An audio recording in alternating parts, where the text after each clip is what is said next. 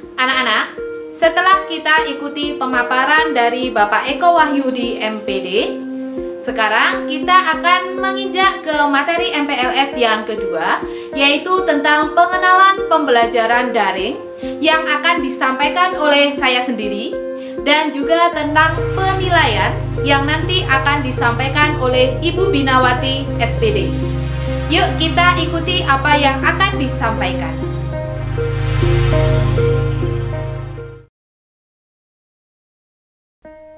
Assalamualaikum warahmatullahi wabarakatuh.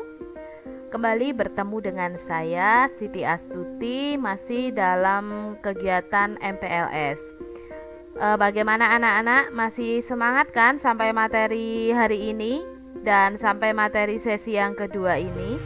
Ibu berharap kalian tetap semangat ya mengikuti kegiatan MPLS ini. Oke, dalam kesempatan kali ini saya mau menjelaskan materi tentang pengenalan pembelajaran daring. Sejak diumumkan kasus pertama COVID-19 di Indonesia pada 2 Maret 2020 lalu, jumlah kasus positif corona terus bertambah setiap harinya.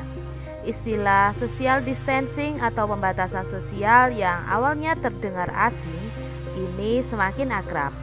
Semua kegiatan yang melibatkan kerumunan orang banyak dihentikan sementara untuk meminimalkan potensi penyebaran virus ini. Tentu saja sektor pendidikan pun juga terkena imbasnya. Kegiatan belajar di sekolah pun turut dihentikan sementara. Sangat disayangkan sekali ya. Nah, untuk pembelajaran yang diselenggarakan di SMP Negeri 1 Ngablak adalah sebagai upaya untuk meningkatkan kemampuan berpikir peserta didik dan kemampuan menguasai materi pelajaran dengan baik. Pembelajaran perlu didesain dengan baik karena melibatkan interaksi peserta didik, pendidik atau guru, dan juga sumber belajar pada sebuah lingkungan belajar.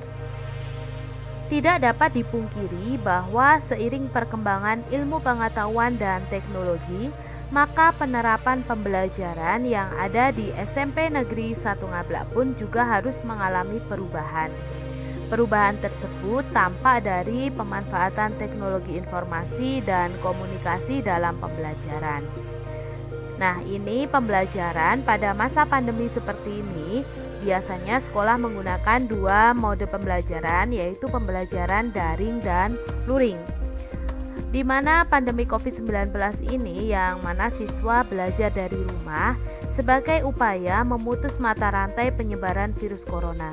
Istilah pembelajaran daring dan luring muncul sebagai salah satu bentuk pola pembelajaran di era teknologi seperti sekarang ini. Keduanya merupakan bentuk kegiatan pembelajaran interaktif yang dapat berdiri sendiri-sendiri ataupun dipadukan. Nah, sekarang kita akan bahas apa itu pembelajaran daring.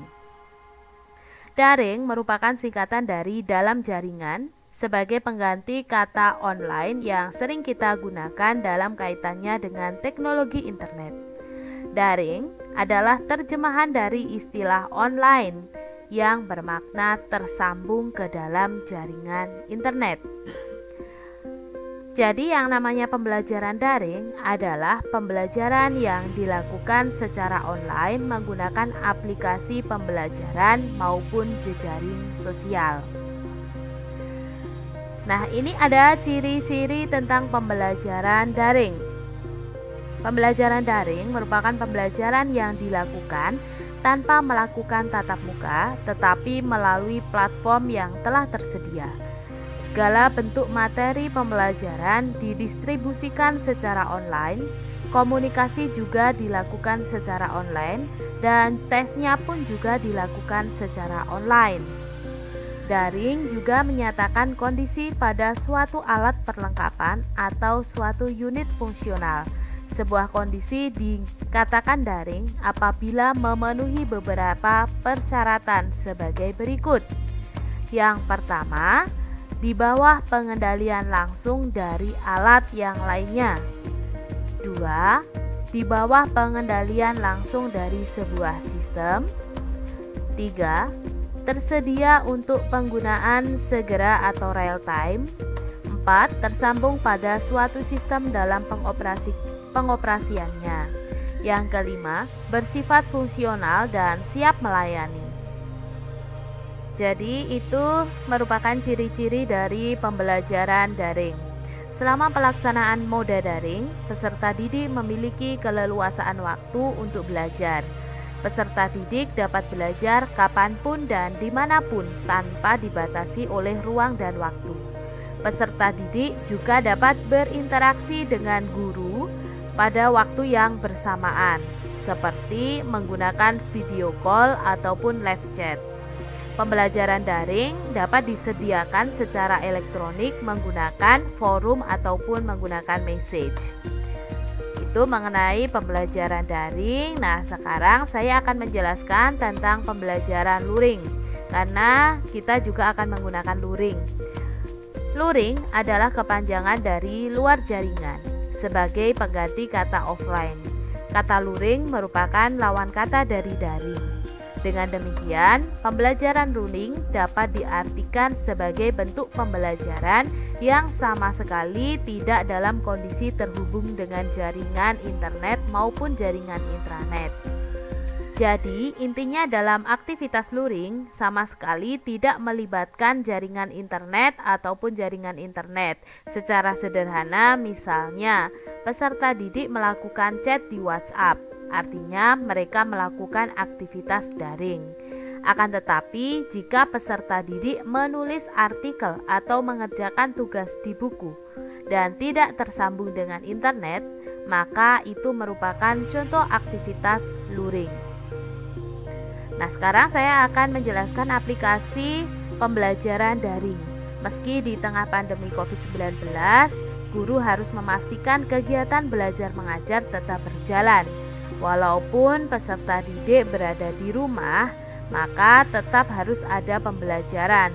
Nah, ini ada inovasi dengan memanfaatkan media daring. Nah, aplikasi apa saja yang bisa digunakan untuk pembelajaran daring bisa dilihat di sini. Ini ada beberapa aplikasi. Yang pertama, ada aplikasi Google Classroom. Ini adalah suatu aplikasi pembelajaran campuran yang diperuntukkan terhadap setiap ruang lingkup pendidikan untuk menemukan jalan keluar atas kesulitan dalam membuat, membagikan, dan menggolongkan tiap penugasan tanpa kertas. Yang kedua, ada aplikasi Zoom Meeting. Aplikasi Zoom Meeting merupakan aplikasi komunikasi dengan menggunakan video yang dapat digunakan dalam berbagai perangkat seluler, desktop, ataupun laptop. Aplikasi ini dapat digunakan untuk melakukan meeting hingga konferensi video atau audio antara guru dengan siswa. Dengan menggunakan Zoom Meeting, guru dan siswa dapat bertatap muka langsung dan melakukan kegiatan belajar mengajar. Untuk aplikasi Zoom bisa di-download dari HP masing-masing. Yang ketiga, ada aplikasi Google Meet. Google Meet merupakan salah satu dari sekian banyak aplikasi video teleconference. Layanan ini mampu menampung sekitar 100 orang dalam satu sesi rapat virtual. Penggunaan Google Meet sama seperti menggunakan Zoom, yaitu sama-sama dapat bertatap muka langsung antara guru dan siswa untuk melakukan kegiatan pembelajaran. Selanjutnya yang keempat, ada aplikasi WhatsApp. WhatsApp adalah aplikasi pengiriman pesan dapat berupa gambar, suara, bahkan video. Penggunaan WhatsApp sekarang ini sangat memasyarakat. Hampir setiap orang sudah mampu menggunakan WhatsApp, mulai dari anak-anak hingga orang yang sudah tua. Penggunaan WhatsApp ini terkoneksi dengan jaringan internet. Yang selanjutnya ada aplikasi Office 365. Ini merupakan kumpulan aplikasi dan layanan yang bisa digunakan agar tetap produktif di berbagai perangkat dari hampir semua tempat. Tersedia beberapa langganan berbeda sesuai dengan kebutuhan, seperti untuk pendidikan ataupun untuk di rumah. Yang keenam, ada aplikasi YouTube. YouTube sudah tidak asing lagi untuk kita. Ini adalah aplikasi yang memaparkan konten tulisan dan video tentang berbagai informasi. YouTube memiliki banyak manfaat dalam kehidupan. YouTube mampu memberikan informasi dari berbagai bidang, salah satunya adalah di bidang pendidikan. Dan sebenarnya masih banyak lagi aplikasi yang digunakan untuk pembelajaran daring. Ini hanya secuil dari sekian banyak aplikasi yang bisa kalian gunakan. Nah, untuk aplikasi yang akan kita gunakan atau dalam pembelajaran daring SMP 1 Ngablak, Bapak Ibu Guru biasanya menggunakan beberapa aplikasi berikut. Menggunakan aplikasi dari Office 365, yang mana Office 365 ini yang digunakan ada Microsoft Suite. Ini adalah aplikasi yang memudahkan untuk membuat dan berbagai presentasi pembelajaran yang interaktif. Jadi nanti Bapak Ibu Guru akan memberikan materi melalui aplikasi Suite. Jadi materinya akan ditulis di sana, kalian akan dibagi link untuk masuk ke materi ini. Yang kedua ada aplikasi Microsoft Form. Aplikasi yang digunakan untuk membuat survei, kuis, dan juga soal. Nanti hasilnya akan langsung kelihatan. Jadi untuk penugasan, baik itu tugas harian maupun ulangan, akan menggunakan Microsoft Form. Yang ketiga ada WhatsApp. WhatsApp ini aplikasi yang paling utama yang digunakan, karena di WhatsApp ini nanti Bapak Ibu Guru akan membuat grup mata pelajaran yang nanti penyampaian materinya atau link-link materinya bisa disampaikan melalui WhatsApp, dan juga untuk melakukan absensi. Yang keempat ada aplikasi YouTube. Aplikasi ini digunakan untuk materi-materi yang berupa video pembelajaran yang sudah dibuat oleh Bapak Ibu Guru. Jadi nanti akan dibagi linknya melalui WhatsApp. Mungkin ada beberapa yang lain selain aplikasi ini, tapi pada umumnya Bapak Ibu Guru menggunakan aplikasi ini. Jadi nanti kalian harus mempelajari beberapa aplikasi penting ini. Oke, cukup itu materi yang bisa saya sampaikan. Nanti kalau ada pertanyaan silahkan tanyakan di kolom komentar. Nanti akan dibantu untuk menjawabnya. Saya akhiri untuk materi kali ini. Wassalamualaikum warahmatullahi wabarakatuh.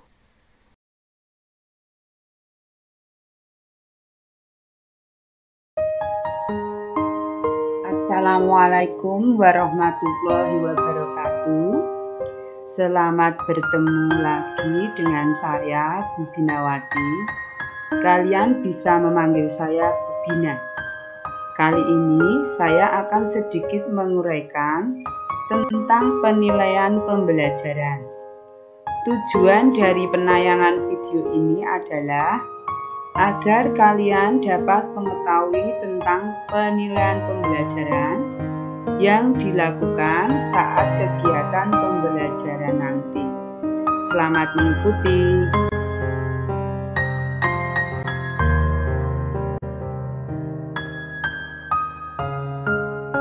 Evaluasi proses pembelajaran dilakukan saat proses pembelajaran dengan menggunakan alat antara lain lembar pengamatan, angket sebaya, rekaman, catatan anekdot, dan refleksi.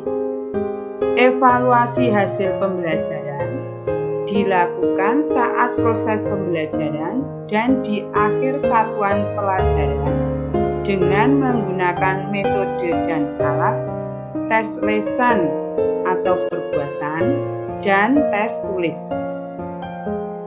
Hasil evaluasi akhir diperoleh dari gabungan antara evaluasi proses dan evaluasi hasil pembelajaran.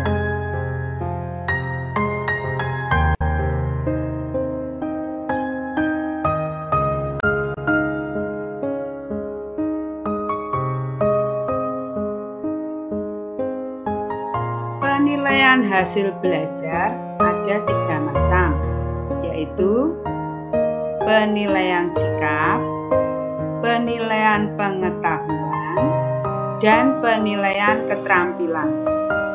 Selama pembelajaran jarak jauh atau belajar dari rumah, pelaksanaan penilaian dilaksanakan secara daring dan luring.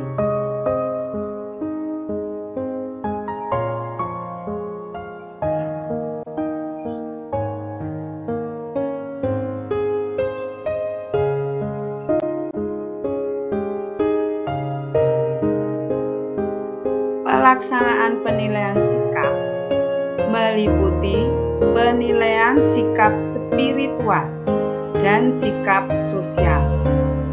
Penilaian sikap bisa menggunakan teknik observasi, penilaian sebaya, atau penilaian antar teman. Penilaian sikap utama yang dilakukan guru mapel dilaksanakan selama jam pembelajaran berlangsung, dan yang dilakukan wali kelas dan guru BK dilaksanakan di luar jam pembelajaran.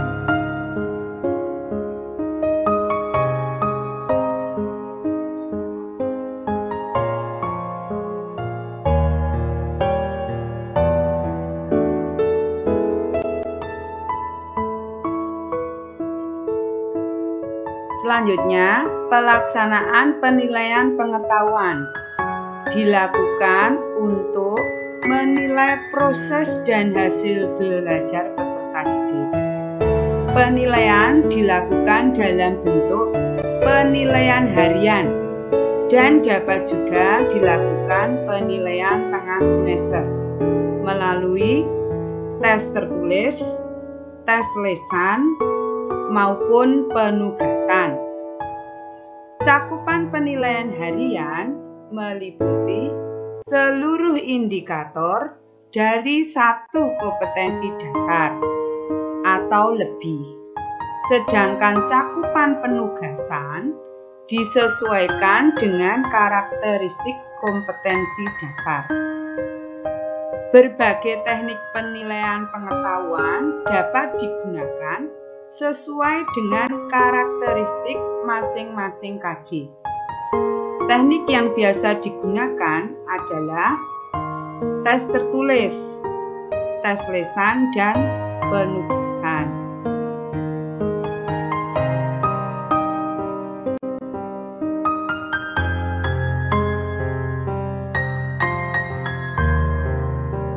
Penilaian keterampilan dapat dilakukan dengan penilaian praktik, produk, proyek, dan portofolio.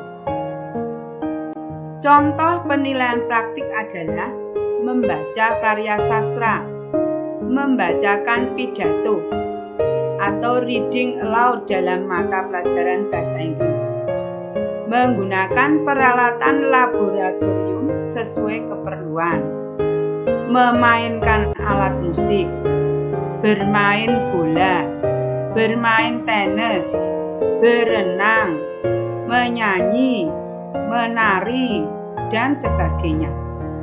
Contoh penilaian produk adalah membuat kerajinan, membuat karya sastra, membuat laporan percobaan, menciptakan tarian, membuat lukisan, mengaransemen musik, membuat naskah drama, dan sebagainya.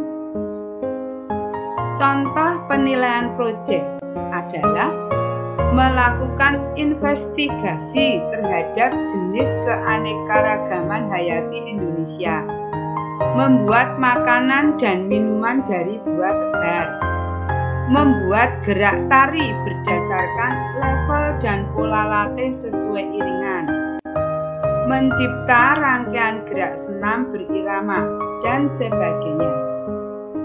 Jadi, pada penilaian proyek dilakukan dalam kurun waktu tertentu, mulai dari perencanaan, pengumpulan data, pengorganisasian data, pengolahan, dan penyajian data, serta pelaporan.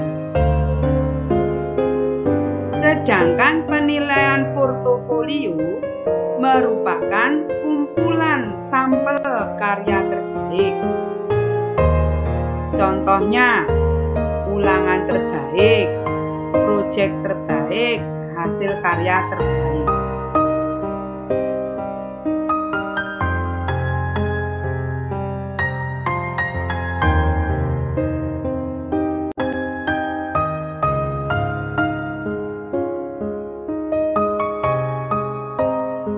Kriteria ketuntasan minimal atau KKM.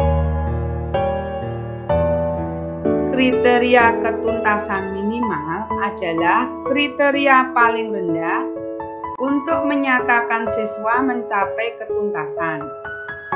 Nilai KKM di SMP 1 Ngabla, semua mata pelajaran adalah 75. Artinya, jika nilai yang diperoleh 75 atau lebih, berarti sudah tuntas. Jika nilai kurang dari 75, berarti tidak tuntas.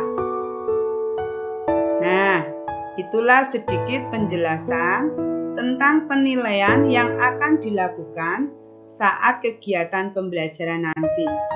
Terima kasih atas perhatiannya dan semoga bermanfaat. Sekian dan sampai jumpa lagi. Wassalamualaikum warahmatullahi wabarakatuh.